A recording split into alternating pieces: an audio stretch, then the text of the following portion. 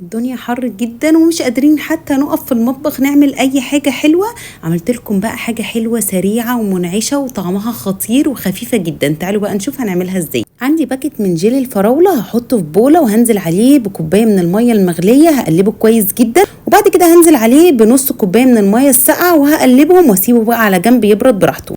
اي نوع بسكوت بتحبوه هتحطوه في اللبن سريعا كده، وبعد كده تحطوا منه طبقتين في كاسات او في بوله صغيره زي ما تحبوا. في حله هنزل بكوبايتين من اللبن، عليهم معلقتين كبار مليانين من بودره الكاسترد وانا بستخدم بتاع الدريم بحبها جدا، وهنزل ب3 معالق كبار من السكر وهقلبهم الاول على البارد، وبعد كده هرفعهم على نار متوسطه مع الاستمرار في التقليب لحد ما الخليط يتقل بالشكل ده.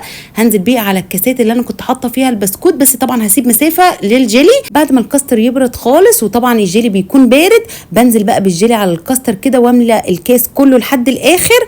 والاحسن بقى ان احنا نسيبهم في التلاجة لحد تاني يوم، بس ممكن تسيبوهم 4 ساعات بس لحد ما الجيلي يبقى متماسك وحلو. طبعا لو عايزين تزودوا السكر عن 3 معالق زودوه، بس هو كده بيبقى مظبوط ومعتدل وخفيف. احلى طبقات هتاكلوها مع بعض. مش قادره اقول لكم بقى لايقين على بعض ازاي البسكوت مع الكاستر مع الجيلي. الطعم كله تحفه ومنعش قوي كده وبيرطب على القلب بعد اكله تقيله او كمان في الحر اللي احنا فيه ده. جربوه، انا واثقه جدا انكم هتحبوه.